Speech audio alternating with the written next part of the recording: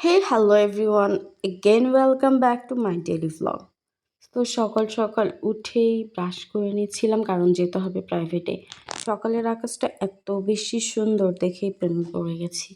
তো সকাল ৮টার সময় বেরিয়ে পড়েছিলাম প্রাইভেটের উদ্দেশ্যে। আকাশটা দেখে একটু ছোটো ক্লিপ নিয়ে নিয়েছি। তারপরে আমি একটা অটো ধরে নিয়েছি কারণ তাড়াতাড়ি ইয়ের মধ্যে ছিলাম, যেটা আসবে সেটাই নিব।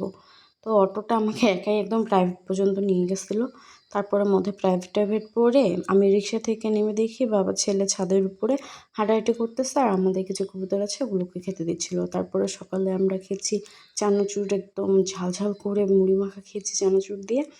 তারপরে আমি সন্ধ্যার পরে একটু বাইরে বেরিয়েছিলাম, কিছু টুকটাক কেনাকাটা ছিল। দেন আমার হাজব্যান্ডের কাছ থেকে একটা ফুল নিজে থেকে কিনে নিয়েছি, মানে আমি বলেছি একটা ফুল কিনে দাও। আর এটা হচ্ছে জয়পুরহাটের ফেমাস একটা জায়গা, পাঁচুর মোড়, তার থেকে একটু সামনে আর কাজের হোটেলের সামনে।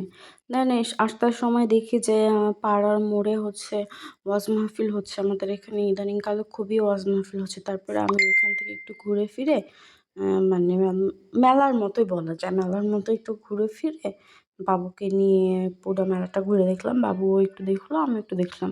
দেন এই যে এগুলো আমি কেনাকাটা করেছি। আর সন্ধ্যায় তো চা ম্যান্ডেটরি। এই তো ছিল আজকে পুরো একটা দিন, এখানেই শেষ। বাই।